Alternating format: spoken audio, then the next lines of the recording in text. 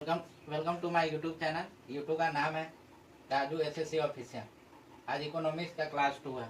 Class 1 कल पढ़ाए थे, इकोनॉमिक्स के डिफिनीशन बताए थे, उसका इकोनॉमिक्स का मेथड क्या है वो बताए थे, ब्रांचेज ऑफ इकोनॉमिक्स बताए थे, टाइप्स ऑफ इकोनॉमिक्स बताए थे, ये सब बताए थे कल।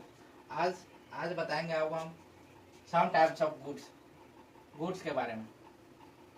सम टाइप्स ऑफ गुड्स के प्रकार। Some types of goods. इसमें गुड्स में पहला सोर्स क्या होता है? पहले सीड प्लस लैंड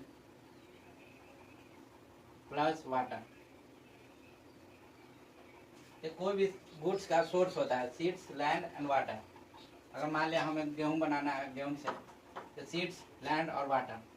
पहले बीट सीड डालेंगे, बीट गेहूं में आएगा। उसके बाद फ्लोर, इसके अगला प्रोसेस फ्लोर, अतः आटा बनेगा। फाइनल क्या होगा? रोटी। ये क्या हुआ? Final goods.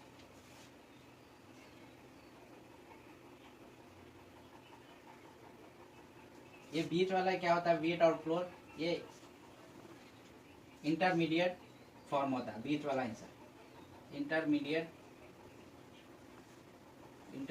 फॉर्म। ये सीड्स लैंड एंड वाटर क्या हुआ? Raw material.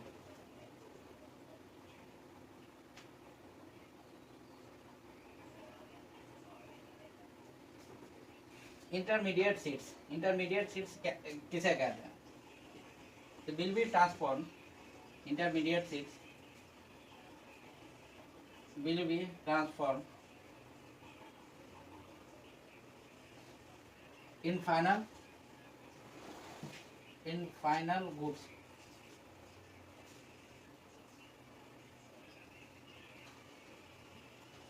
फाइनल गुड तो आपको पता ही है। फाइनल और रॉ मटेरियल, एक आयरन ओर क्या है? एक रॉ मटेरियल है। रॉ मटेरियल में आता है आयरन ओर। फाइनल गुड्स के बारे में बता। फाइनल गुड्स क्या होता है उसको 3-4 पार्ट में बांट देते हैं। फाइनल गुड्स ये क्या है कि सीधे मेंस में पूछता है ये सब। फाइनल गुड्स को क्या क्या कर सकते हैं? पहला है consumption goods.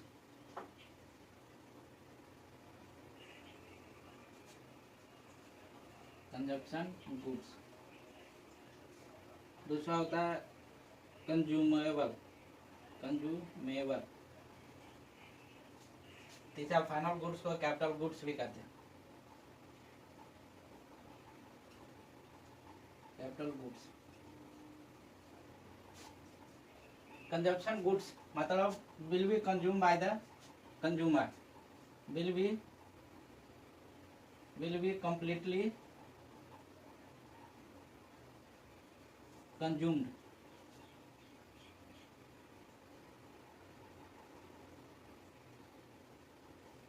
Consume by consumer.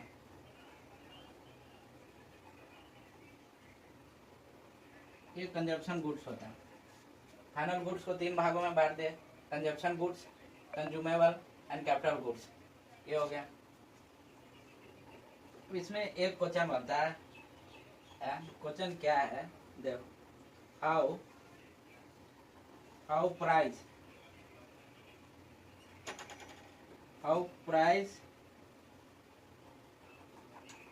will be decided in market economy।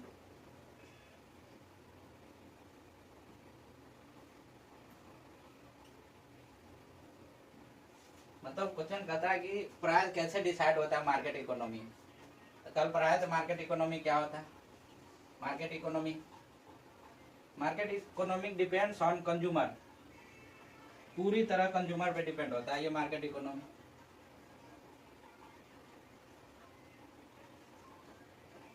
Consumer angle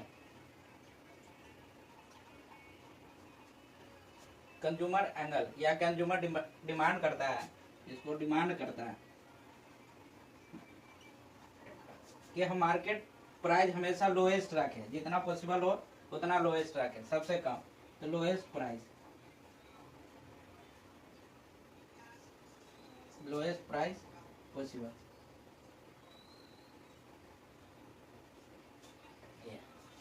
ये मार्केट इकोनॉमी हमेशा कंज्यूमर एंगल पर डिपेंड रहता है। वो हमेशा चाहता है कि जो प्राइस का मार्केट है हमेशा कम रखे, जिससे डिमांड बढ़ेगा तो प्राइस कम रहेगा। अगर डिमांड इंक्रीज हो जाता है, अगर डिमांड बढ़ता है,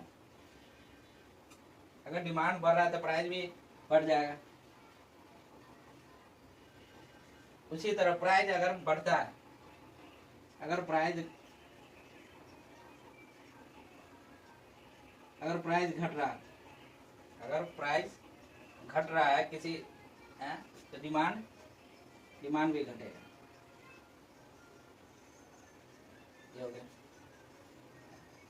अब देखते हैं कंज्यूमर एंगल कैसे डिसाइड करता है प्राइस लोएस्ट प्राइस रखने के लिए।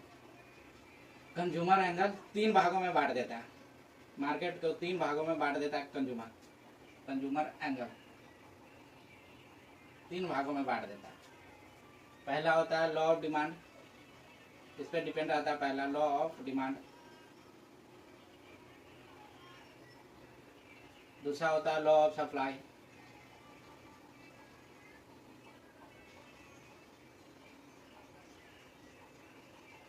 तीसरा होता है law of demand and supply, law of demand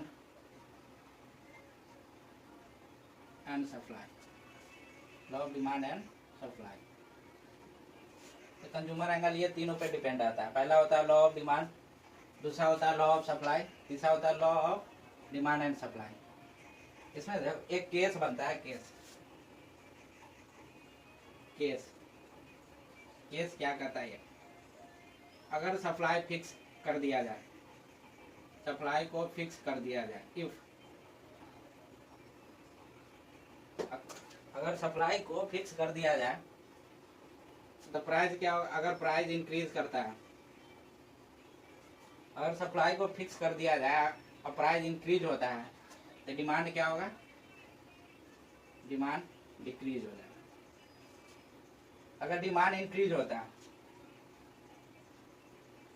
अगर डिमांड को हम बढ़ा देते हैं, मार्केट में डिमांड बढ़ रहा है किसी सामान को खरीदने के लिए, डिमांड इंक्रीज हो रहा है, तो प्राइस है अपने आप इंक्रीज हो जाएगा। सब ऑल डिपेंड्स ऑन मार्केट। अगर मार्केट में अगर प्राइस बढ़ रहा है तो डिमांड घट जाएगा, अगर डिमांड बढ़ रहा है तब प्राइस भी बढ़ेगा।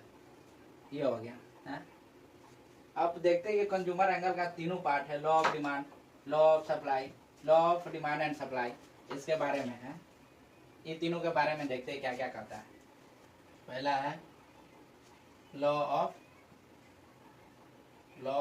Demand, law of demand, law of demand देखो क्या कहता है।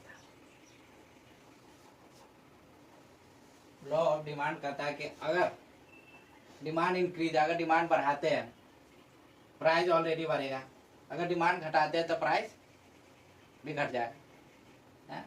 तो ये क्या कहता है, if the supply is fix, if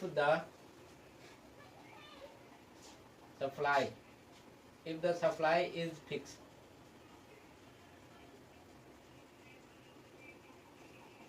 if the supply is fixed, the price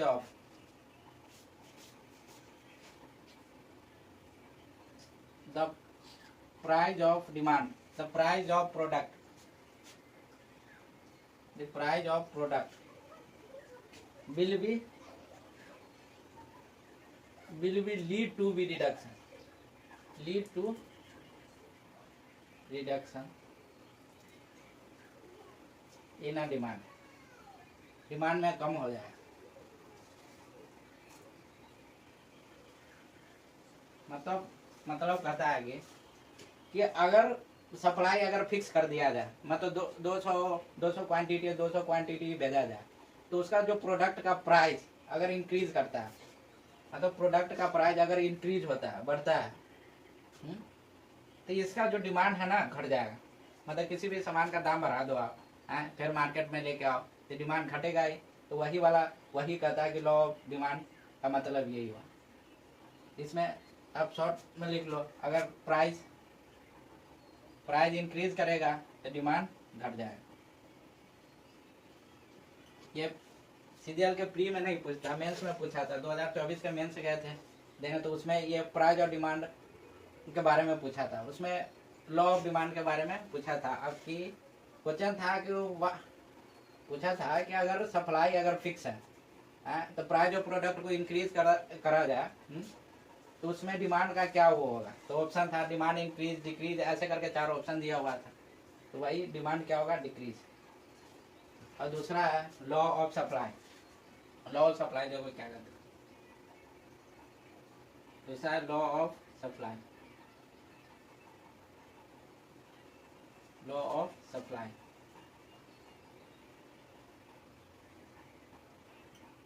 law of supply कहता है if the demand is fix, इसमें डिमांड को फिक्स कर दिया जाता है। If the demand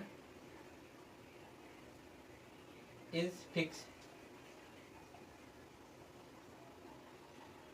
law of supply में क्या होता है, डिमांड फिक्स हो जाता है। तो इसमें क्या होगा, अगर प्राइस इंक्रीज होगा तो सप्लाई भी इंक्रीज होगा, अगर प्राइस डिक्रीज होता है तो सप्लाई भी डिक्रीज होगा। तो वही होता है, प्राइस अगर प्राइस इंक्रीज होगा तो सप्लाई भी इंक्रीज होगा। अगर सप्लाई डिक्रीज करते हैं तो प्राइस भी डिक्रीज हो जाएगा। अगर सप्लाई डिक्रीज करते हैं तो प्राइस भी डिक्रीज हो जाएगा। ये सब मेथड है, शॉर्टकट फार्मूला के हिसाब से बनता है। ये इसमें क्वेश्चन आता है मेंस में, सीजीएल के मेंस में पूछता है कि लॉ ऑफ डिमांड पर एक सवाल आया था जो अभी बताए थे कि इंक्रीज ऑफ प्राइस कर देता है प्रोडक्ट का, तो डिमांड पर क्या वैल्यू पड़ता है, इंक्रीज होता है कि डिक्रीज होता है। उसी तरह ये हो गया law of demand. Law of supply, consumer किस पर डिपेंडेंट रहता है, कैसे मार्केट इकोनॉमी डिसाइड करता है कि कितना प्राइस रखा जाए कोई भी सामान का, वो सब रहता है। तो कंज्यूमर एंगल से देखना होता है। तो ये तीनों मेथड पे डिपेंड रहता है, law of demand, law of supply, law of demand and supply. तीसरा हो गया, तीसरा है law of supply and demand. Law of supply and demand, इसमें ज्यादा खास नहीं मगर बता देते एक छोटा सा ही। लॉ ऑफ सप्लाई में क्या था, अगर प्राइस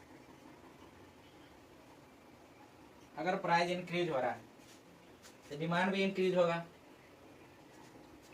डिमांड साथ साथ सप्लाई भी इंक्रीज होता है।